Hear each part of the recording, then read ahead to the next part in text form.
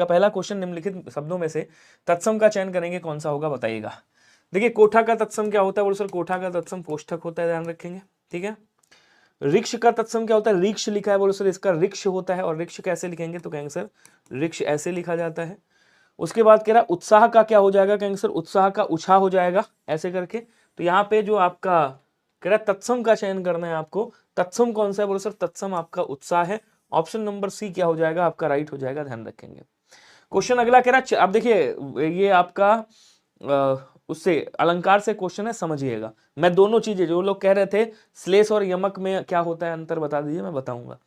कह रहा चरण धरत चिंता करत भावत नींद न सोर, और सुवरण को, यहाँ पे सुवरण है, सुवरण को खोजत फिरत कवि वहचारी और चोर। सुवरण का मतलब होता है सुंदर, सुवर्ण का मतलब होता है आपका क्या बोलते हैं, स्वर्ण भी होता है, सुवर्ण का मतलब स्वर्ण भी होता है। तो सुवर्ण यहाँ पे शब्द एक बार आया है। अब ये सुवर्ण जो है ये अनेकार्थी शब्द है, इसके कई सारे अर्थ निकलते हैं। तो एक सुवर्ण का मतलब क्या होता है बोलो सर, एक सुवर्ण का मतलब कवि के लिए लेख हो गया। मतलब कवि क्या ढूंढ रहा है बोलो सर, कवि ढूंढ रहा है सुंदर लेख। कवि क्या ढूंढ रहा है, सुंदर लेख ढूंढ रहा है। तो एक सुवर्ण का मतलब सुंदर लेख हो गया। व्यभिचारी क्या ढूंढ रहा है, सुंदर स्त्री। व्यभिचारी मतलब स्लेंडर, इश्कबाज, ये सुंदर स्त्री ढूंढ रहा है। तो एक सुवर्ण का मतलब क्या होता है, सुंदर स्त्री होता है।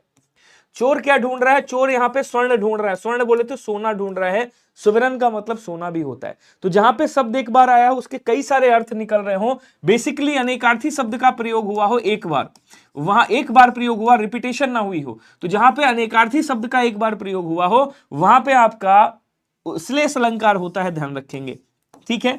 यमक में क्या होता है, यहां भी आपका अनेकार्थी शब्द होता है, लेकिन ये इसकी रिपीटेशन होती है।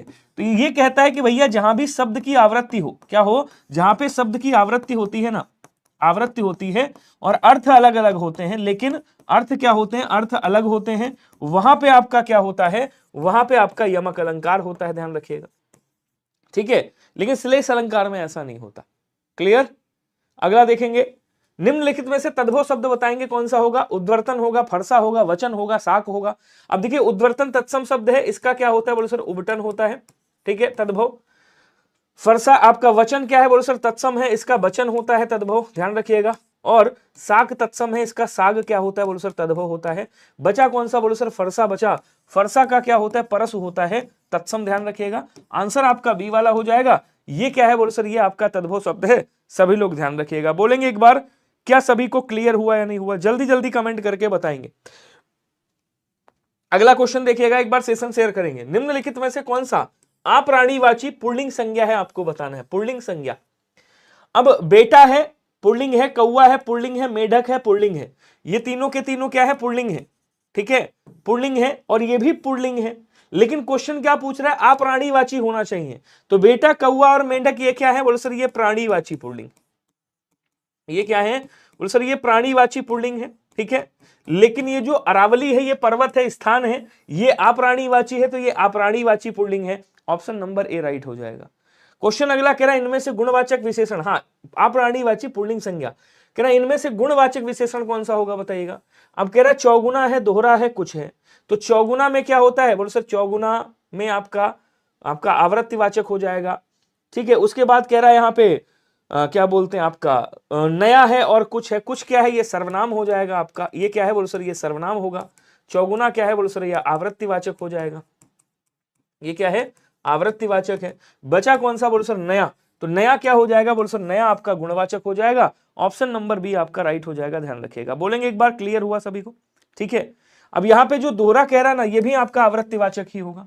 क्वेश्चन अगला है कि नीचे दिए गए शब्दों में से अर्थ बताइए। असाध्य है और असाधु है। असाध्य का मतलब क्या होता है, जिसे किया ना जा सके, या फिर ऐसा काम जो कठिनाई से हो सके। तो कहने का मतलब असाध्य का मतलब क्या होता है बोलो सर, असाध्य का मतलब कठिन होता है, और असाधु का मतलब जो साधु नहीं है, अर्थात असाधु दुष्ट को कहा जाता है।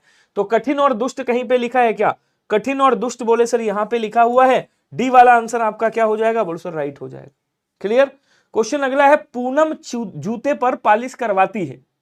तो यहाँ पे पूनम जूते पर किसी से पालिश करवा रही है, यहाँ पे करवाती है, अपने आप नहीं करती है। तो जब करता कोई काम अपने द्वारा ना करे, किसी और से करवाए, वहां क्या होता है बोलो सर, वहां पे आपका प्रेरणार्थक क्रिया होता है। सर एग्जाम सिटी कैसे चेक करें, वहां पे क्या होता है बोलो सर, वहां पे आपका प्रेरणार्थक क्रिया होता है, और ये द्वितीय प्रेरणार्थक हो जाएगी, ध्यान रखिएगा। ऑप्शन नंबर ए वाला राइट हो जाएगा। ठीक है। क्वेश्चन अगला है, संज्ञा शब्द से बना विशेषण इसमें नहीं है, कौन सा नहीं है?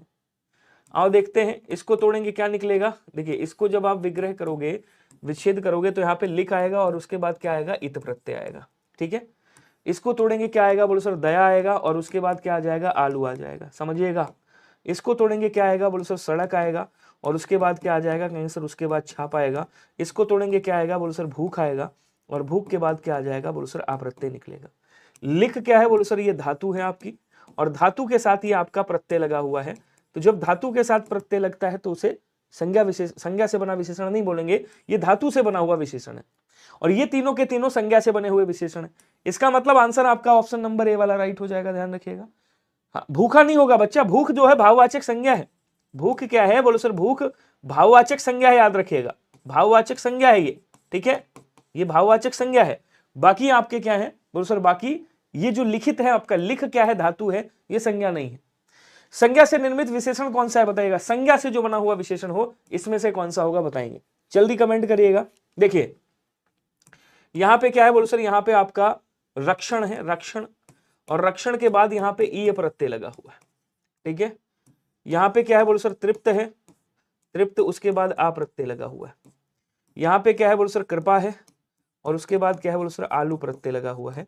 यहाँ क्या है, बोलो सर यहाँ पे खाद है ऐसे, और उसके बाद या प्रत्यय लगा हुआ है, खाद्य हो जाएगा। अब यहां से आपसे क्वेश्चन क्या पूछ रहा है, देखिएगा क्वेश्चन पूछ रहा है कि इसमें संज्ञा से बना हुआ विशेषण कौन सा है, जरा बताइएगा। तो संज्ञा से बना हुआ विशेषण कौन सा है, देखिएगा रक्षण क्रिया है आपका, रक्षण करना, कृपा है यहाँ पे, सॉरी तृप्त है, और खाद्य है।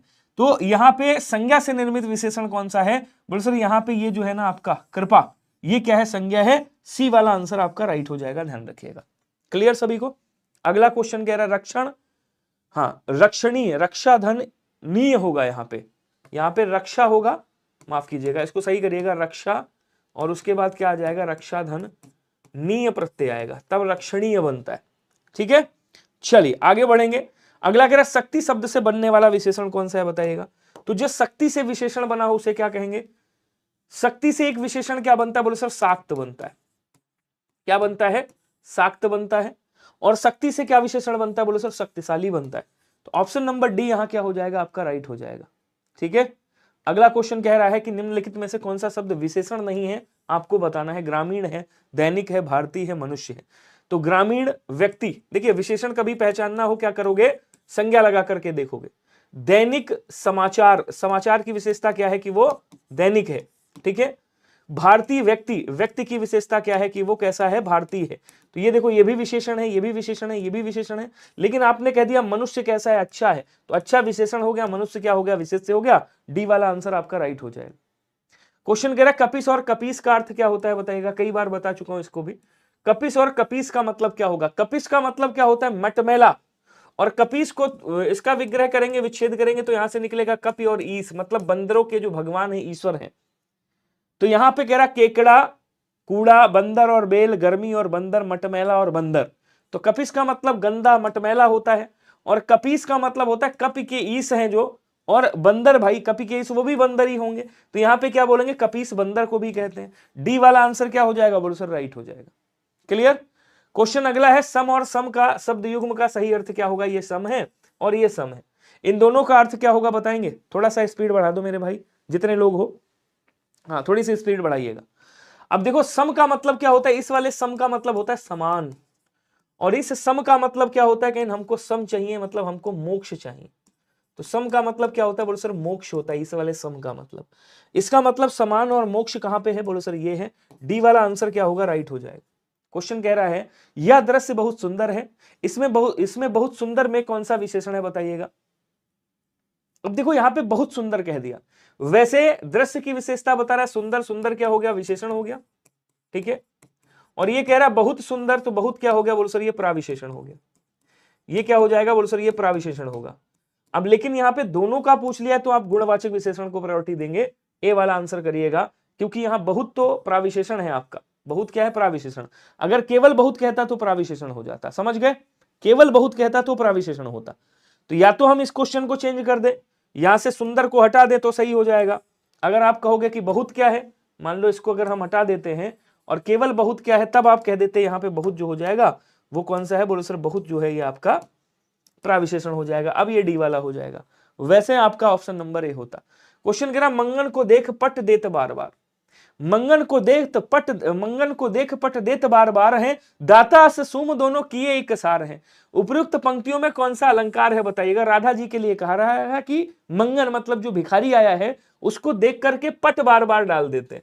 अब पट देत बार बार मतलब पट डाल दे रहे। एक पट का मतलब अब यहाँ पे जो कवि है वो क्या समझ रहा है, पट मतलब वस्त्र हो गया, पट का मतलब वस्त्र भी होता है और पट का मतलब दरवाजा भी होता है। तो ये कभी समझ नहीं पा रहा है क्या दरवाजा डाल दे रहे हैं या फिर क्या बोलते हैं वस्त्र मतलब डाल रहे हैं या दरवाजा बंद कर रहे हैं, पट देत बार बार। तो यहाँ पे पट जो है ये अनेकार्थी शब्द है आपका। कैसा शब्द है ये, अनेकार्थी शब्द है। और अनेकार्थी शब्द का प्रयोग देखो एक बार हुआ है, अर्थ दो है यहाँ पे। इसका मतलब ये क्या हो जाएगा, बोलो सर इसका मतलब ये श्लेष अलंकार हो जाएगा। ऑप्शन नंबर ए आपका राइट हो जाएगा। सभी को समझ में आया क्या। अगला कह रहा बढ़त बढ़त संपत्ति सलिल, मन सरोज बढ़ जाए और घटत घटत फिर ना घटे, कर समूल को मिलाए। यहां पे कौन सा अलंकार होगा कोई बताएगा। बढ़त बढ़त संपत्ति सलिल, मन सरोज बढ़ जाए और घटत घटत फिर ना घटे, कर समूल को मिलाए। देखिए वैसे तो यहाँ पे आपका अनुप्रास अलंकार भी है। वैसे क्या है बोले सर, वैसे यहाँ पे आप लोगों के कमेंट बहुत स्लो आ रहा है, पता है आपको, आपके कमेंट बहुत स्लो हैं। जितने लोग आप लोग लाइव देख रहे हो, अगर इतने लोग आप अच्छे से कमेंट करोगे तो मुझे बड़ा अच्छा लगेगा। तो इसमें आपका अनुप्रास अलंकार भी है, लेकिन जैसे ही आप यहां देखोगे मन को क्या बताया जा रहा है, बोले सर सरोज बताया जा रहा है। तो जहां उपमेय को उपमान बता दिया जाए वहां क्या होता है, बोले सर वहां पे आपका रूपक अलंकार होता है, ध्यान रखिएगा। तो यहाँ पे उपमेय और उपमान में भेद रहित आरोप है। उपमेय का उपमान में भेद रहित, उपमेय का नहीं, उपमान का उपमेय में भेद रहित आरोप है। निम्नलिखित में से कौन सा विराम चिन्ह का प्रकार नहीं है, इसमें से बताइए। निर्देशक, लाघव ये होता है ऐसे जैसे आपने लिखा, लाघव ये हो गया। विवरण चिन्ह आपका ये हो गया। उपदेशक नहीं होता है, सी वाला आंसर आपका राइट हो जाएगा। क्वेश्चन अगला कह रहा है कि निम्न में से शुद्ध वाक्य बताएंगे कौन सा है। यहां पे आपको शुद्ध वाक्य बताना है। वाह कितना घृणित दृश्य है, कह रहा वाह कितना घृणित दृश्य है, ओह कितना घृणित दृश्य है, छी कितना घृणित दृश्य है, आहा कितना घृणित दृश्य है। आपको बताना है आंसर क्या होगा। कमेंट करेंगे सभी लोग। हाँ आज बहुत ये आंसर आप लोगों के स्लो है। तो यहां क्या बोलेंगे, शुद्ध कौन सा होगा। जब हम घृणा के लिए प्रयोग करते हैं तब हम क्या कहते हैं, छी छी कितना घृणित दृश्य है। तो आंसर आपका सी वाला हो जाएगा। यहां पे घृणा प्रयोग किया जा रहा है। निम्नलिखित में से अशुद्ध वाक्य, अब मैं स्पीड बढ़ा रहा हूं आप लोग स्लो चलो। निम्नलिखित में से अशुद्ध वाक्य का चुनाव करना है। हमें किसी से कुछ नहीं कहना, मुझे वही सामान लेना है, कल तुमको कहां जाना है, जिसे देखो वही व्यस्त है, जिसे देखो वह व्यस्त है।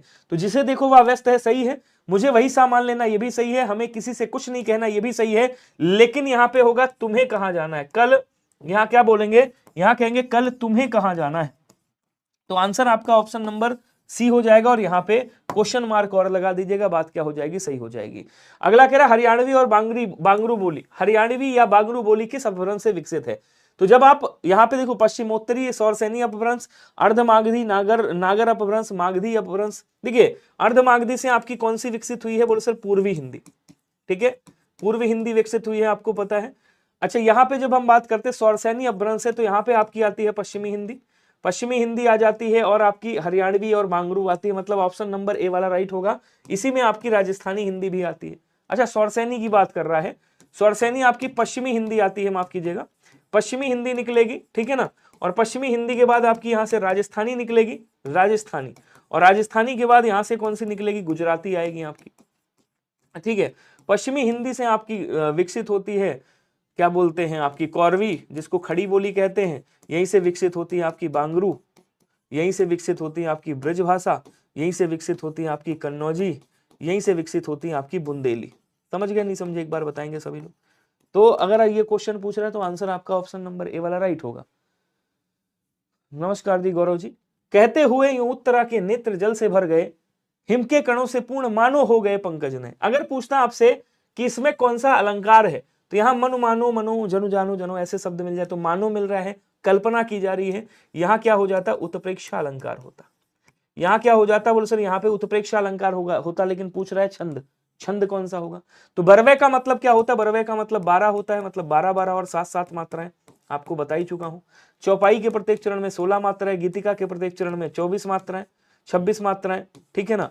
सोरठा के प्रत्येक चरण में ये दोहा का उल्टा, पहले और तीसरे में 11-11, दूसरे और चौथे में 13-13। अब आओ गिन लेते हैं, देखें कौन सा है। तो क्या बोलेंगे, 1 2 3 4 5 6 7 8 9 10 11 12 13 14 15 16 17 18 19 20 21 22 23 24 25।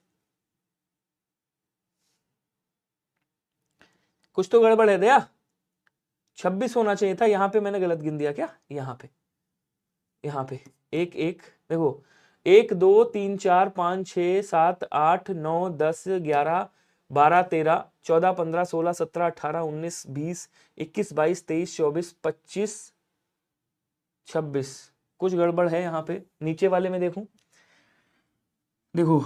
हिम के कणों से पूर्ण मानो हो गए पंकज ने, तो यहाँ पे 1 2 3 4 5 6 7 8 9 10 11 12 13 14 15 16 17 18 19 20 21 22 23 24 25 26 27।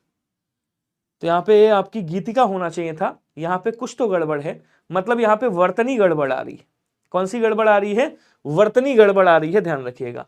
कहते हुए ये उत्तरा के नेत्र जल से भर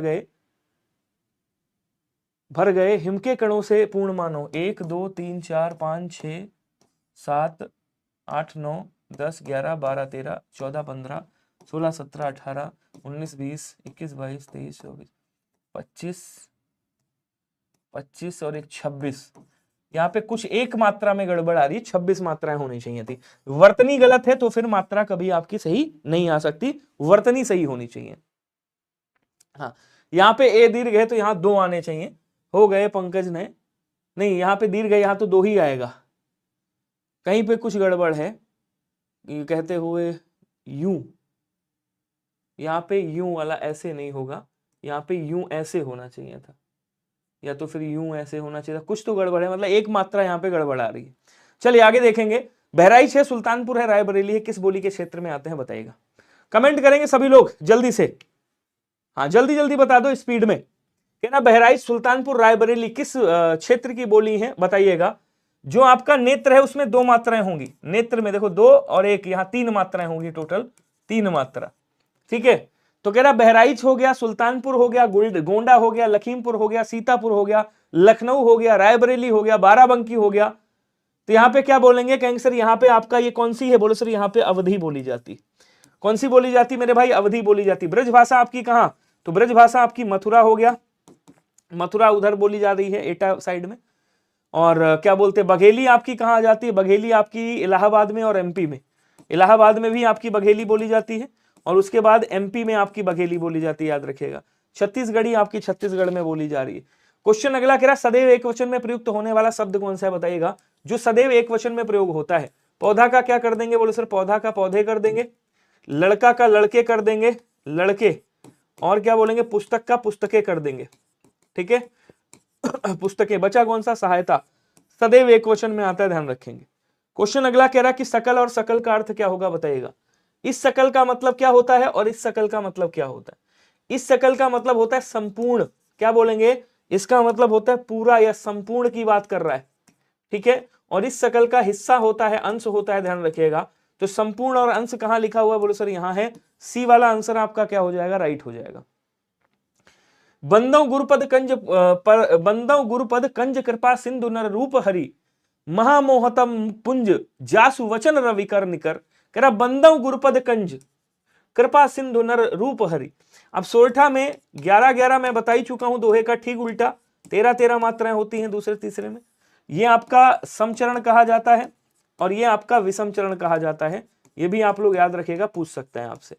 दोहा में समचरणों विषम चरणों में 13-13, समचरणों में 11-11 मात्राएं।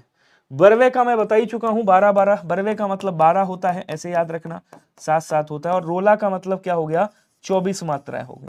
अब गिन लो यहाँ पे, देखो ये आधा है तो इधर 2 आएंगी, 2 मात्रा, 1 मात्रा, 1 मात्रा, चंद्र बिंदु है 1 मात्रा, 4 हो गई, 5 6 7 8 9 10 और 11, कितनी मात्राएं हैं, बोले सर 11 मात्राएं हैं। उसके बाद 1 2 3 3 3 3 3 2 5 5 6, आधा है तो इस पे चढ़ जाएगा 6, 7 8 9 10 11 12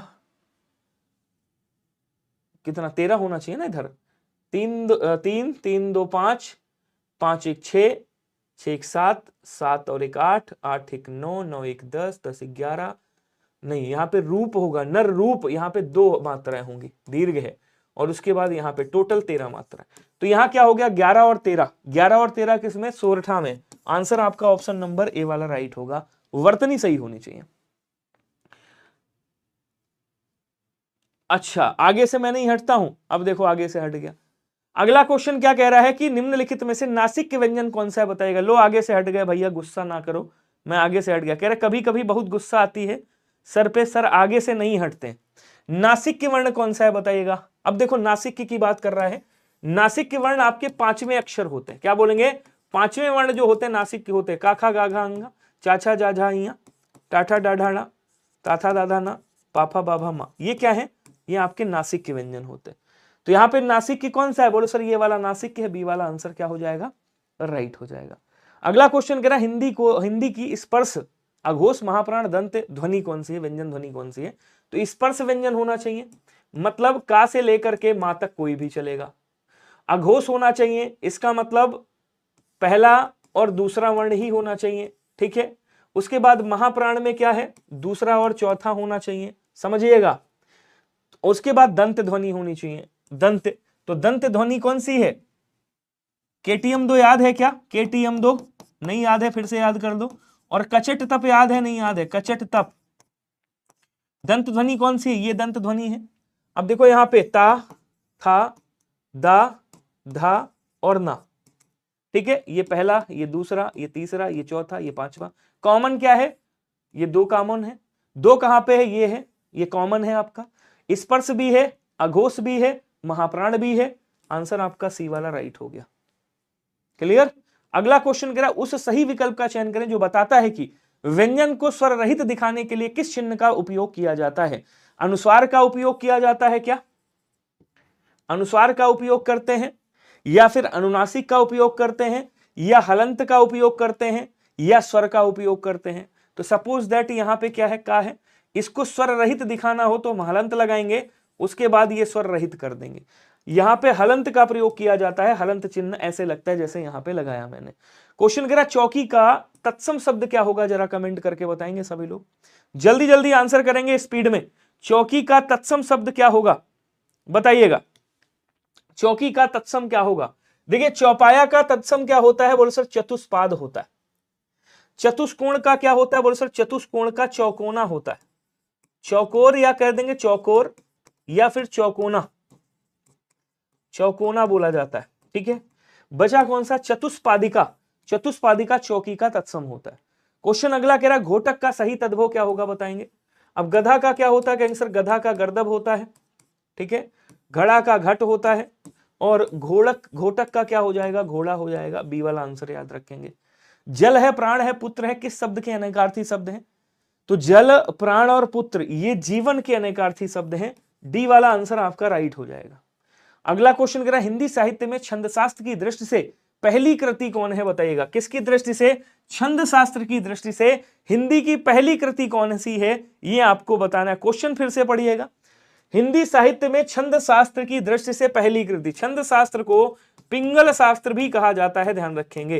क्या कहा जाता है, पिंगल शास्त्र, इसको पिंगल ऋषि ने लिखा था, और इसकी जो पहली कृति मानी गई है वो छंदमाला मानी गई है। ऑप्शन नंबर ए याद रखेंगे सभी लोग। क्वेश्चन अगला कह रहा है उच्चारण का संधि विच्छेद करेंगे तो क्या आएगा, बोले सर ये व्यंजन संधि का उदाहरण है, ध्यान रखिएगा, व्यंजन संधि का उदाहरण है। और यहाँ क्या हो जाएगा, कहेंगे सर यहाँ पे आपका उत प्लस चारण बन जाएगा, ध्यान रखेंगे सभी लोग, ठीक है। तो आंसर कौन सा बनेगा, बोले सर उत प्लस चारण आपका यहाँ पे लिखा हुआ है, सी वाला आंसर राइट हो जाएगा। घुटने टेकना मुहावरे का अर्थ क्या होगा, तो घुटने का दर्द, जहां जहां घुटना लिखा है काट दो, आंसर नहीं होगा। घुटने टेकना मतलब हार मान लेना, तो सी वाला आंसर यहाँ पे क्या हो जाएगा, राइट हो जाएगा। अगला कह रहा है कि आए थे हरिभजन को ओटन लगे कपास, लोकोक्ति का सही अर्थ बताएंगे क्या होगा।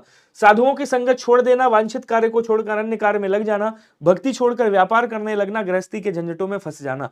तो भक्ति और साधु जहां लिखा काट दो, आंसर नहीं हो सकता। आए थे हरिभजन को, वांछित जो उचित कार्य था, जो आप कार्य सोच कर आए थे, उसको छोड़ करके आप अन्य कार्य में लग गए, इसका मतलब हो गया आए थे हरिभजन को ओटन लगे कपास।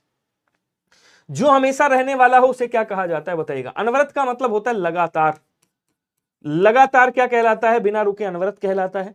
और शाश्वत जो हमेशा रहने वाला और जो सदैव से चला आया हो उसे सनातन कहा जाता है, याद रखिएगा, जो युगों से चला आया हो उसे सनातन कहते हैं।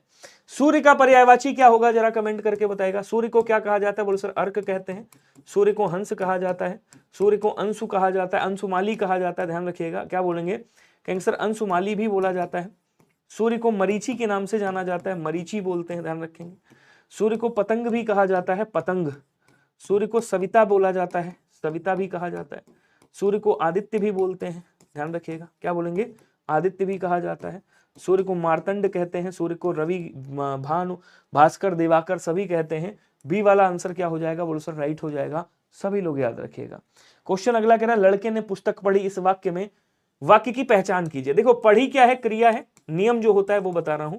क्रिया के ठीक बाद अगर है आ जाए या फिर हैं आ जाए या फिर हूं आ जाए तो वहां क्या होता है, बोलो सर वहां पे आपका क्या होता है, कहेंगे सर वहां पे आसन्न भूत होता है। क्या होता है, आसन्न भूत होता है। अगर ऑप्शन में आसन्न भूत नहीं है तो आप इसे पूर्ण वर्तमान भी मान सकते हो। क्या मान सकते हो, इसे आप पूर्ण वर्तमान भी मान सकते हो, ये चीज याद रखिएगा। तो यहाँ पे आसन्न भूत है नहीं तो हम क्या कर देंगे, पूर्ण वर्तमान कर देंगे, ऑप्शन नंबर ए राइट हो जाएगा। सामान्य वर्तमान ऐसे होता है जहां भी मिले आपको ता है, ती है, ते हैं, ता है, ते हैं, ती हैं, ऐसे मिल जाए, ताहू मिल जाए, तीहू मिल जाए, ऐसे शब्द मिले तो सामान्य वर्तमान। संदिग्ध वर्तमान मिले तो ऐसे रहा होगा, रही होगी, रहे होंगे, या फिर आपका मिल जाएगा ता होगा, ती होगी, ते होंगे, ऐसे शब्द अगर मिल जाए तो आपका क्या होता है, संदिग्ध वर्तमान होता है। गुड इवनिंग जी, स्वागत है आपका। निम्नलिखित शब्दों में प्रयुक्त प्रत्यय के लिए सही विकल्प, मच्छरदानी में कौन सा प्रत्यय लगा हुआ है बताइएगा। सिंपल सा फंडा है यार, ये मच्छर है अलग कर लो और उसके बाद दानी को अलग कर लो, तो यहाँ पे कौन सा प्रत्यय लगा है, मच्छर मूल शब्द है, दानी यहाँ पे डी वाला प्रत्यय हो गया आपका दानी, मच्छर में दानी लग गया, मच्छर हो गया। आराम से ही चल रहा हूं, बहुत तेज तो नहीं हूं। निम्नलिखित शब्द में प्रयुक्त सही उपसर्ग कौन सा होगा, उत्कर्ण में कौन सा उपसर्ग लगा है बताइएगा। क्या बोलेंगे, उत प्लस कर्ण, उत्कर्ण में कौन सा प्रत्यय लगा है, तो बोलो सर उत्कर्ण में उत प्रत्यय लगा हुआ है। ऑप्शन नंबर ए क्या हो जाएगा, बोलो sir option number A right हो जाएगा। बोलो क्या क्लियर हुआ सभी को, जल्दी जल्दी कमेंट करेंगे सभी लोग। देखो थोड़ा अगर स्पीड में नहीं चलोगे तो कैसे काम चलेगा, क्योंकि क्वेश्चन ढेर सारे हैं, ठीक है, 70 क्वेश्चन हम लोग को करने रहते हैं डेली। निम्नलिखित में से पूर्वकालिक क्रिया, इसकी ट्रिक आपको खूब अच्छे से पता है कि क्रिया के ठीक बाद क्या आ जाए, कर और करके आ जाए। कॉन्सेप्ट भी बता देता हूं, कर और करके आ जाए, वहां क्या होता है बोल सर, वहां पे पूर्वकालिक क्रिया होता है।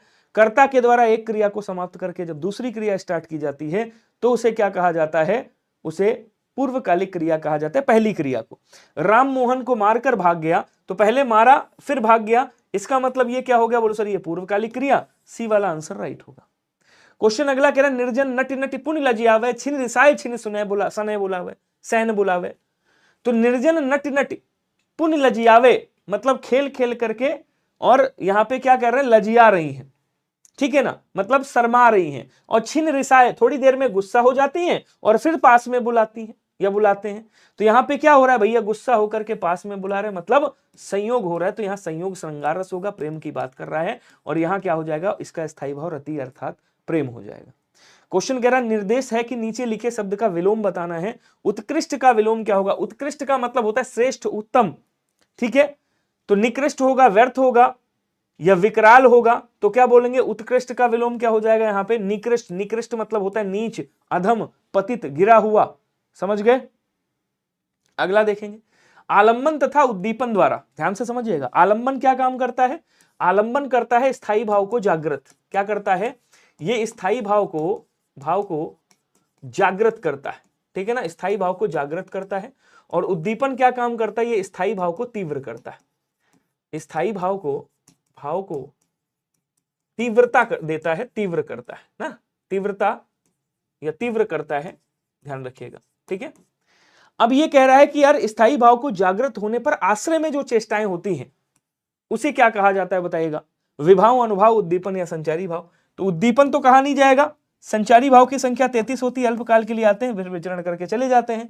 अब विभाव होगा या अनुभाव होगा, तो आलंबन और उद्दीपन ये क्या है, बोले सर ये विभाव है, लेकिन अनुभाव क्या होते हैं, शारीरिक चेष्टाएं होती है।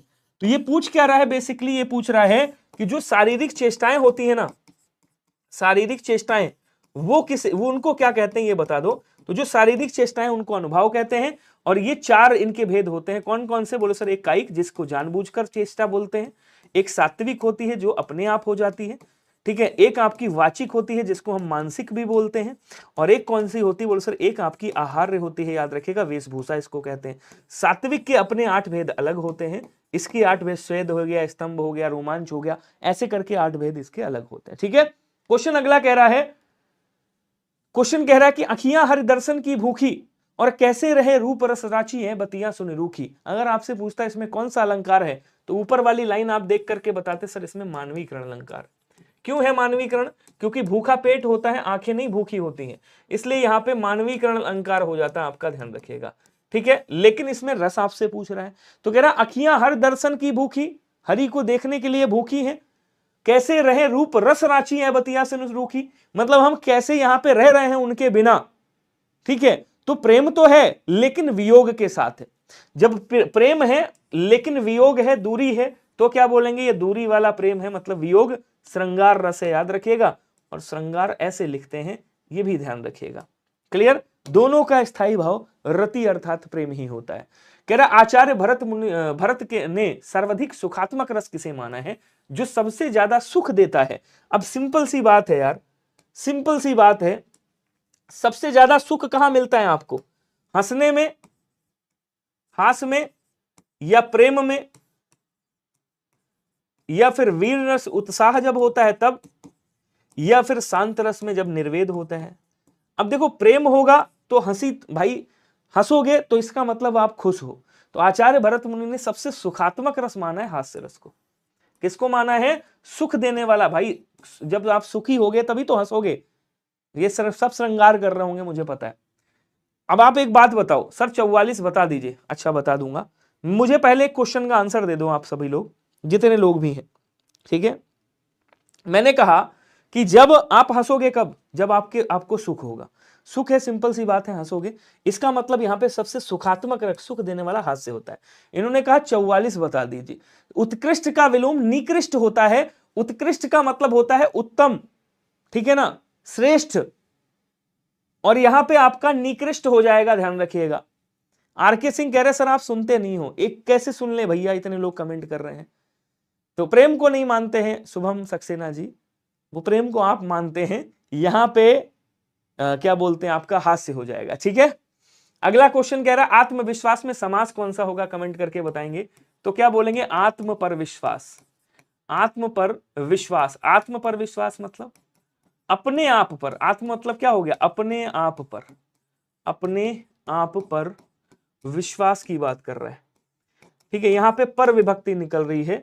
पर विभक्ति कब निकलती है? जहां पे आपका अधिकरण कारक की विभक्ति ये होती है, अधिकरण तत्पुरुष हो जाएगा। आंसर आपका सी वाला राइट हो जाएगा, सभी लोग याद रखिएगा, क्लियर, बहुत बढ़िया। क्वेश्चन कह रहा मुझसे खाया नहीं जाता, इस वाक्य की पहचान करें। कमेंट करके बताइएगा। देखिए कृत्यवाच्य कब होता है? यहाँ पे कर्ता होगा, कर्ता के साथ ने विभक्ति है, सब भूल जाना, कृत्यवाच्य कर देना। उसके बाद क्या होगा? बोलो सर यहाँ पे आपका कर्ता विभक्ति रहित होगा। कर्ता के साथ जब कोई विभक्ति ना हो, ना से हो ना के द्वारा हो, कर्ता विभक्ति रहित हो, तो वहां कौन सा होता है? बोलो सर वहां भी आपका कर्तृवाच्य होता है। कर्मवाच्य में पहले भाववाच्य देखो। भाववाच्य में क्या होता है? कर्ता होगा, से विभक्ति होगी, से या के द्वारा विभक्ति होगी, से या के द्वारा या केवल द्वारा विभक्ति होगी, ठीक है। लेकिन अकर्मक क्रिया होगी। कैसी क्रिया? आकर्मक क्रिया होगी। अगर ये कंडीशन है आपकी, तब क्या हो जाएगा? भाववाच्य होगा। यहां जैसे मुझ क्या है? कर्ता है, समझिएगा। कर्ता के साथ में से विभक्ति है। उसके बाद खाया नहीं जाता। क्या खाया नहीं जाता? नहीं पता, कर्म नहीं है यहाँ पे, तो ये अकर्मक क्रिया मानी जाएगी। कैसी? वैसे क्रिया सकर्मक है, लेकिन ये अकर्मक क्रिया मानी जाएगी क्योंकि वाक्य में कर्म नहीं है, तो ये क्या हो जाएगा? भाववाच्य हो जाएगा। सी वाला आंसर राइट। क्वेश्चन अगला कह रहा है कि लेख लिखा गया वाक्य की पहचान करें। अब देखो यहां पे क्या है, कर्म की बात कर लेते हैं। कर्म में कर्ता होगा, कर्ता के साथ से विभक्ति या फिर के द्वारा या केवल द्वारा विभक्ति मिल सकती है। कर्म होगा और फिर क्रिया होगी। ये कंडीशन है तो ठीक है। ये मत सोचना कि यार उसके बाद ऐसी क्रिया बदलती है, वो क्रिया स्त्रीलिंग होगी, तो वो कंफ्यूज हो जाओगे। ये तरीका सबसे आसान है जो मैं बता रहा हूं, पहली कंडीशन। दूसरी कंडीशन केवल इतना ध्यान रखना, कर्म होगा और क्रिया होगी। एग्जाम्पल मैं दे रहा हूं ना, क्वेश्चन में दे रहा हूं। लेख लिखा गया, लेख क्या है, यहां पे कर्म है, लिखा गया क्या है, बोलो सर क्रिया है, कौन सा हो गया, कर्मवाच्य। Option number B is right. Clear सभी को। अगला क्वेश्चन, क्वेश्चन कह रहा है कि प्रत्युत्तर में संधि कौन सी होगी, मतलब संधि विच्छेद क्या होगा बताइएगा। मैंने कहा यहां पे यण स्वर संधि है। शब्द क्या लिखा हुआ है, प्रत्युत्तर लिखा हुआ है। शब्द क्या है, बोलो सर प्रत्युत्तर लिखा हुआ है। ठीक है, इसका जब आप विच्छेद करोगे यहां से क्या निकलेगा, बोलो सर यहां से प्रत निकलेगा, हलंत लगाएंगे, यहां से या आएगा, या में हलंत लगेगा तो ऊ आ जाएगा।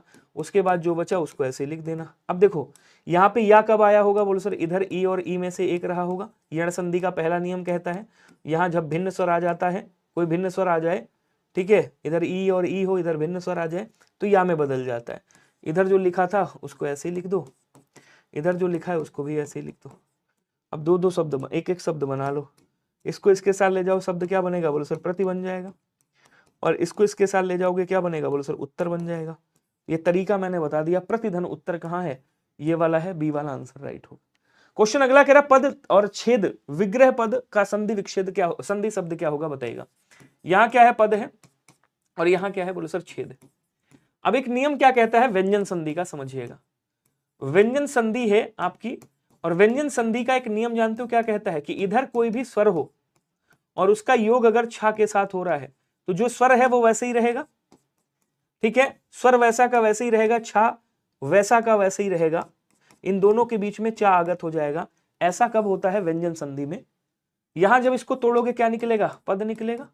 यहां से आ आएगा, उसके बाद देखो यहां पे क्या है, छा है, इन दोनों के बीच में क्या हो जाएगा, चा आगत हो जाएगा। अब जब आप इनको जोड़ोगे तो क्या हो जाएगा, ये ऐसे बन जाएगा, ये आधा चा यहाँ पे आ जाएगा और ऐसे हो जाएगा, एक ही मात्रा लगा दो यहाँ पे, ऐसे बन जाएगा पदच्छेद। आंसर आपका सी वाला राइट होगा। समझ ना पाए हो तो बता देना मुझे। क्लियर। अगला क्वेश्चन देखेंगे, कह रहा प्रेमचंद जी के अधूरे उपन्यास का नाम क्या है, जरा बताइएगा। अब एटलीस्ट ये वाला क्वेश्चन तो गलत मत करिएगा क्योंकि बहुत प्यारा क्वेश्चन है। कह रहा भैया प्रेमचंद के अधूरे उपन्यास का नाम क्या है, गबन है, रंगभूमि है, मंगलसूत्र है, सेवा सदन है। हालांकि ये सबकी सब प्रेमचंद जी की रचनाएं हैं, लेकिन इनका अधूरा उपन्यास मंगलसूत्र है। ऑप्शन नंबर सी याद रखिएगा। क्वेश्चन कह रहा हंस पत्रिका के संस्थापक कौन से थे, ये तो आंसर आप सभी लोग बता दोगे, ये तो बड़ा आसान सा क्वेश्चन है। जल्दी से कमेंट करेंगे सभी के सभी, ये तो आसान क्वेश्चन है, इसमें तो कोई दिक्कत है नहीं। बोले सर हंस पत्रिका का संपादन किया था मुंशी प्रेमचंद जी ने, ध्यान रखिएगा। किसने किया था, बोले सर मुंशी प्रेमचंद जी ने किया था। धर्मवीर भारती जी की कुछ रचनाएं याद रखिएगा, ठंडा लोहा, सूरज का सातवां घोड़ा, चांद और टूटे हुए लोग, स्वर्ग और पृथ्वी, कनुप्रिया, 7 गीत वर्ष, ये सारी रचनाएं याद रखिएगा, कोई ना कोई क्वेश्चन आपसे पूछ लेगा। अगला क्वेश्चन कह रहा कि निम्नलिखित में से राष्ट्र कवि किसे कहा जाता है, राष्ट्र कवि किसे कहा जाता है बताइएगा। सुमित्रानंद पंत को क्या कहते हैं, प्रकृति का सुकुमार कवि कहते हैं, प्रकृति का सुकुमार कवि, सुकुमार कवि कहा जाता है, ये उपाधियां हैं इनकी, ध्यान रखिएगा। हरिवंश राय बच्चन जी को हाला कवि कहा जाता है, हाला कवि कहा जाता है। ठीक है, बचे कौन साहब, इनको रामधारी सिंह दिनकर को क्या कहा जाता है, इनको वो आजादी के टाइम पे ये थे, इनको क्रांतिकारी कवि कहा जाता है, क्रांतिकारी। बचे कौन, मैथिली शरण गुप्त जी को राष्ट्र कवि कहा जाता है, और ये राष्ट्र कवि की इनको उपाधि किसने दी थी, तो गांधी जी ने दी थी। कह रहा इनमें से कौन सा शब्द भाववाचक संज्ञा से विशेषण नहीं बना है, बना विशेषण नहीं है। यहां पे तोड़ेंगे क्या निकलेगा, व्यवहार, एक प्रत्यय लगाएंगे व्यावहारिक हो जाएगा। यहां पे निकलेगा नीति, ध्यान दीजिएगा सभी लोग, क्या निकलेगा, बोलो सर नीति निकलेगा। एक प्रत्यय लगाएंगे नैतिक हो जाएगा। यहां से अध्यात्म था, अध्यात्म, उसके बाद क्या करेंगे, एक प्रत्यय लगाएंगे तो आध्यात्मिक हो जाएगा। यहां पे क्या था, बोलो सर यहां पे प्रथम था, एक प्रत्यय लगाएंगे तो प्राथमिक हो जाएगा। प्रथम क्या है आपका, ये विशेषण है गणनावाचक कर्मवाचक, ये वैसे ही विशेषण है आपका क्रमवाचक। उसके बाद एक लगाया तो भाववाचक संज्ञा बन गई। डी वाला आंसर आपका क्या हो जाएगा, राइट होगा। क्वेश्चन अगला है कि चांद का मुंह टेढ़ा, कई बार ये करा चुका हूं क्वेश्चन, ये किसकी रचना है बताइएगा। रघुवीर सहाय, केदारनाथ सिंह, मुक्तिबोध, गजानन माधव मुक्तिबोध, या शमशेर बहादुर सिंह। चांद का मुंह टेढ़ा किसकी रचना है बताइएगा। अब तो आसान, अब तो स्पीड भी कम है, सब कुछ है, आप लोग आंसर करके बताओ ना स्पीड में। सभी लोग बताएगा, बिल्कुल गजानन माधव मुक्तिबोध की रचना है चांद का मुंह टेढ़ा। ध्यान रखेंगे। कौन सा शब्द हमेशा एक वचन में प्रयोग होता है बताइएगा। समाचार, व्यापारी गण, अधिकारी वर्ग, ये आपके बहुवचन वाले शब्द हो गए, बहुवचन। जब ये गण वर्ण लगा होगा तो ये सदैव बहुवचन। बचा कौन सा? पानी सदैव एक वचन में आता है, और सदैव एक वचन में आने वाले द्रव्यवाचक संज्ञा, पानी है जैसे द्रव्यवाचक संज्ञा है, याद रखिएगा सदैव एक वचन में आएगी। उसके बाद जितनी भी आपकी भाववाचक संज्ञाएं हैं, भाववाचक संज्ञा सदैव एक वचन में आएंगी, ध्यान रखिएगा। उसके बाद शब्द आपको पता ही है, जैसे जनता हो गया, जनता शब्द याद रखेंगे, ठीक है ना। आपका कहते आपका सहायता शब्द याद रखेंगे, सहायता हो गया। उसके बाद क्या बोलेंगे आपका, जैसे वर्षा हो गया, अग्नि या आग हो गया, वायु हो गया, क्या बोलेंगे, अग्नि आग हो गया, वायु हो गया। ये सब जो है आपके सदैव एक वचन में आएंगे, ध्यान रखिएगा। सर आपको बहुत दिन से खोज रहे थे, अच्छा उस वाले पे आप पढ़ा रहे थे, उन लोगों से बहुत पूछे लेकिन कोई बताया नहीं। आपसे हम वीडियो के लिए हिंदी पढ़े थे, सच में आप बहुत अच्छा, धन्यवाद जी, बहुत बहुत आभार आपका, लव यू मेरे भाई अनूप पाल जी। निम्नलिखित पंक्तियों में कौन सा अलंकार है आपको बताना है। तुम हो अखिल विश्व में या यह अखिल विश्व है तुम में। अब कंफ्यूज हो गया यार कवि, कह रहा सारी विच नारी है कि नारी विच सारी है, सारी की ही नारी है या नारी की ही सारी है। ये कंफ्यूज हो गया, कह रहा अखिल विश्व तुम में है या तुम ही अखिल विश्व हो। जब अर्जुन जी देखते हैं किसको, कृष्ण जी का पूरा वो देखते हैं तो कंफ्यूज हो जाते हैं। अब कंफ्यूज हो गया मतलब आपको संदेह हो गया साहब, संदेह हो गया तो आपका संदेह अलंकार होगा। भ्रांतिमान में अलग होता है आपका, पता चला इसको रिमोट को आप मोबाइल मान करके उसका वर्णन कर गए तो आपको इस मोबाइल में, इस रिमोट में मोबाइल होने की भ्रांति हो गई, समझ गए। चलिए जी अगला क्वेश्चन देखेंगे, निम्नलिखित में से तद्धित प्रत्यय का उदाहरण कौन सा होगा। अब तद्धित प्रत्यय होता क्या है, तद्धित प्रत्यय वो होता है जो संज्ञा के साथ प्रत्यय लगा हो, ठीक है, इसको बोलते हैं तद्धित प्रत्यय। जो सर्वनाम के साथ प्रत्यय लगा हो उसे बोलते हैं तद्धित प्रत्यय, ठीक है। जो विशेषण के साथ में प्रत्यय लगा हो उसे बोलते हैं तद्धित प्रत्यय। अब इसमें कह रहा है कि भैया तद्धित प्रत्यय कौन सा है बताइएगा।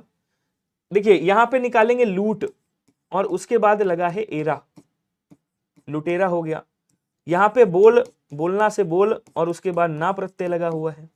तैरना से तैर और यहाँ पे आक प्रत्यय लगा हुआ है। अब देखिए ये तीनों के तीनों क्या हैं, ये तीनों के तीनों क्रिया हैं, क्रिया धातु है, धातु है क्रिया की। तो ये क्या हो जाएंगे, ये तीनों के तीनों कृत प्रत्यय कहे जाएंगे। कौन प्रत्यय है, ये कृत प्रत्यय, क्योंकि क्रिया के साथ लगे। लेकिन इसको आप जब देखोगे हल अलग है और वाहा अलग है, तो यहाँ पे ये जो हलवाहा है ना, इसमें जो वाहा प्रत्यय लगा हुआ है, हल क्या है, संज्ञा है, वाहा प्रत्यय लगा हुआ, ये आपका तद्धित प्रत्यय है। ऑप्शन नंबर ए राइट होगा। अगला कह रहा है किस क्रमांक में शुद्ध वाक्य है बताइएगा। मैंने एक कविता का अनुवाद किया है, तब शायद यह काम अवश्य हो जाएगा। इस विद्वान महिला का सम्मान किया गया है, वह अखबार पढ़ करके सो गया। बताएंगे जल्दी से। तो वह अखबार पढ़कर सो गया, वाक्य सही होगा। विद्वान महिला नहीं बोलेंगे, क्या बोलेंगे, विदुषी बोलेंगे। इस विदुषी का सम्मान, विदुषी का मतलब क्या होता है, विद्वान महिला या विदुषी महिला कर सकते हो। तब शायद यह काम अवश्य हो जाए, तब शायद यह काम हो जाएगा, तब शायद यह काम हो जाएगा। या तो अवश्य हटा दो या फिर शायद हटा दो, यहां से कोई एक हटा दो, चाहे ये हटा दो और चाहे आप ये हटा दो। तो तब यह काम अवश्य हो जाएगा, शायद हटा दो तो सही हो जाएगा। फिर ऑप्शन नंबर ए वाला राइट है, ठीक है। मैंने एक कविता का अनुवाद किया, वैसे एक कविता अनुदित की ये भी कह सकते हैं आप। अगला कह रहा है कि नीचे दिए गए वाक्य में निम्न में से कौन से चिन्हों का प्रयोग हुआ है बताइएगा। अब देखो चिन्ह मैं समझाता हूं आपको। यहां क्या कह रहा है कि हरिवंश राय बच्चन ने कहा, एक चिन्ह ये है, ये क्या हो गया, इसको बोलते हैं अल्प विराम। उसके बाद क्या बोलेंगे, एक चिन्ह आपका ये है, इन दोनों चिन्हों को क्या बोलते हैं, इन दोनों चिन्हों को उद्धरण चिन्ह या फिर अवतरण चिन्ह बोलते हैं, ठीक है। तो यहां क्या कह रहा है, देखो है कहीं पे अल्प विराम और अधरण, अर्ध विराम चिन्ह एवं अल्प विराम। उसके बाद कह रहा है लाघव चिन्ह एवं उद्धरण चिन्ह, अवतरण चिन्ह एवं अल्प विराम, अवतरण चिन्ह और अल्प विराम। ये वाला आंसर क्या होगा, राइट होगा, बी वाला, ठीक है। तो पहले हालांकि अल्प विराम आना चाहिए था, फिर अवतरण आना चाहिए था, बी में है, मतलब दोनों की बात कर रहा है, बस सीक्वेंस इधर उधर कर दिया है। पहले वाले में ये लाघव लगा दिया, लाघव थोड़ी होता, लाघव तो ये वाला होता है, जैसे आपको लिखना आपने डॉक्टर, तो यहां ये वाला जो चिन्ह लगा ये लाघव हो गया, ठीक है। क्वेश्चन कह रहा है स्त्रीलिंग और पुल्लिंग का कौन सा जोड़ा सही नहीं है बताइएगा। देव का देवी होगा, बिल्कुल सही होगा भाई। मामा है, घर पे जाते हो मामी भी मिलती हैं, बोले सर ये भी सही है। गधा का गधी भी होता है, घोड़ा का घोड़ी हो सकता है, तो गधा का गधी भी हो सकता है भाई। क्या कांत का कांति होता है? नहीं, कांत मतलब पति और कांता का मतलब पत्नी होता है। कांता बाई नहीं, ध्यान रखिएगा, मूवी वाली वो कांता बाई नहीं, कांता का मतलब पत्नी होता है। सी वाला आंसर, ये सीक्वेंस गड़बड़ है, यही आपका आंसर राइट होगा। ठीक है, अगला क्वेश्चन, द्विगु समास का उदाहरण नहीं है, जरा बताइएगा। चौगुना क्या बोलेंगे? चार गुना, चार गुना है जो, चार गुना है जो। उसके बाद चौमासा, चार मासों का समाहार। उसके बाद कह रहा त्रिफला, तीन फलों का समाहार। उसके बाद कह रहा चंद्रमुख, चंद्र के समान, चंद्र के समान मुख। तो मुख की विशेषता क्या बता रहा है? वो चंद्र के समान। तो यहां पे जो है ये द्विगु समास नहीं है, यहां पे आपका कर्मधारय समास है, यहां पे कर्मधारय समास है। बाकी इन तीनों में क्या है? इन तीनों में द्विगु समास है। कह रहा जिसकी जड़ ना हो उसे क्या कहा जाता है? जंगम बोलेंगे, स्थावर बोलेंगे। जंगम का मतलब होता है जो एक स्थान से दूसरे स्थान पर जा सकता है। क्या बोलेंगे? जो एक स्थान से दूसरे स्थान तक जा सके, मतलब ट्रेवल कर सके। स्थावर जो एक जगह स्थित हो, जो एक स्थान पर स्थित रहे, जो चल नहीं सकता है, सीधी सी बात। निर्मूल का मतलब होता है जिसकी जड़ ना हो, बिना जड़ के बिना मूल के निर्मूल हो जाएगा। सी वाला आंसर राइट होगा। क्वेश्चन कह रहा है कि दधि का तद्भव रूप क्या होगा, बताएंगे। दधि का तद्भव रूप क्या होगा, कमेंट करके बताइएगा। दूध का दुग्ध होता है, ये आसान क्वेश्चन है। दूध का क्या होगा? बोलो सर दुग्ध हो जाएगा तत्सम। ठीक है, मही होता नहीं है। दूब का दूरवा होता है तत्सम, याद रखिएगा, दूरवा। बचा कौन सा? दधि का दही तद्भव होगा। सी वाला आंसर राइट हो जाएगा। कह रहा नभ में झटपट, देखिए ध्यान से समझिएगा। नभ में झपटत बाज लखि, भ्यूलो सकल प्रपंच, और कंपत तनु व्याकुल नयन, लावक हिलो न रंच। कौन सा रस है भाई? कह रहा ऊपर जो है नभ में, नभ मतलब आकाश हो गया, बाज का मतलब आप समझते हो, बाज हो गया। लखि का मतलब क्या होता है? बाज लख, लखी को भी बाजी बोलते हैं। भूलो सकल प्रपंच, मतलब ऊपर जो है बाज को देखकर, एक छोटा पक्षी वो ऊपर बाज को देख करके सारा सब पूरी दुनिया भूल गया। कंपति तन व्याकुल नयन, तन कांप रहा है, नयन व्याकुल हो रहे हैं। लावक हिलो न रंच, कुछ नहीं कर पा रहा है। तो रौद्र रस होगा, विभत्स रस होगा, भयानक रस होगा, या वीर रस होगा, आपको बताना है। रौद्र रस का स्थायी भाव क्रोध होता है जिसमें गुस्सा हो। विभत्स रस का स्थायी भाव जुगुप्सा होता है जिसमें घृणा हो। छी छी, कैसी बात कर दी आपने। भयानक रस का स्थायी भाव भय होता है जिसमें अपने शत्रु से या किसी प्राकृतिक आपदा से आपको भय हो। वीर रस में उत्साह होता है, जहां पे उत्साह की बात कर रहा हो, चाहे दानवीर हो, धर्मवीर हो, दयावीर हो, या फिर युद्धवीर हो। वीर आपके चार प्रकार के होते हैं, ध्यान रखिएगा, आपको बताना है। बिल्कुल क्या बोलेंगे? कैंसर यहाँ पे भयानक रस हो जाएगा, ऑप्शन नंबर सी वाला याद रखिएगा। क्वेश्चन अगला कह रहा है निम्नलिखित में से कौन सा वाक्य सही है, जरा बताइएगा। श्री राम 14 वर्ष के बाद वन से वापस लौटे। क्वेश्चन एक बार करा चुका हूं और मैंने आपको यह बताया था कि वापस और लौट एक साथ नहीं आ सकता। वापस और लौट एक साथ नहीं आ सकता, तो जहां वापस और लौटना एक साथ लिखा है वो काट दीजिएगा। ठीक है, तो श्री राम 14 वर्ष के बाद वन से लौटे, डी वाला आंसर क्या हो जाएगा? राइट हो जाएगा। क्वेश्चन विच्छेद का संधि विच्छेद क्या होगा, जरा बताइएगा। अब फिर वही आ गया, देखो यहां पे क्या है, बोलो सर देखो विच्छेद है, क्या लिखा हुआ है? विच्छेद, विच्छेद। इसको जब तोड़ेंगे तो यहां पे आएगा वी प्लस छेद आ जाएगा। अब यहां पे देखिएगा ये वाह है, हलंत लगाएंगे तो यहां से ई बाहर आएगा, स्वर आ गया। उसके बाद यहां से देखो छा आ जाएगा, यहां क्या आ जाएगा? बोलो सर यहां ऐसे छा आ जाएगा। अब ई है, स्वर है, और ये छा है, इनके बीच में चा आगत हो जाएगा। ये व्यंजन संधि का एक नियम होता है। तो जब इसका विग्रह करेंगे तो चा को गायब कर देंगे, वी प्लस छेद कर देंगे, सी वाला आंसर होगा। ठीक है, उसके बाद कह रहा है भागीरथ प्रयास 69 70। भागीरथ प्रयास का अर्थ क्या होता है, कोई बताएगा? साधारण प्रयास, असाधारण प्रयास, लगातार प्रयत्न करते रहना, या कठिन तपस्या करना। भगीरथ प्रयास बोलते हैं। भगीरथ ने प्रयास किया था, तब गंगा जी को पृथ्वी पर लेकर के आए थे, इसीलिए गंगा जी का नाम भागीरथी कहा जाता है। समझ गए? अब आपको बताना है यहाँ पे सर वर्दी 2.0 हिंदी की कंबाइंड पीडीएफ, हिंदी की कंबाइंड पीडीएफ में पता है आपको मेरा 2-3 रातों का काम हो जाएगा। मतलब मैं उनको पहले डिलीट करूं, फिर उनको सेट करूं, तब आपको प्रोवाइड कराऊं, बहुत समय लगेगा उसमें। तो भगीरथ प्रयास मुहावरे के लिए उचित क्या होगा? असाधारण प्रयास। क्या बोलेंगे? वो कैसा प्रयास था? असाधारण प्रयास था। जब तक प्रयास करते रहते, जब तक गंगा जी को नीचे ले नहीं आए थे भगीरथ साहब। समझ गए?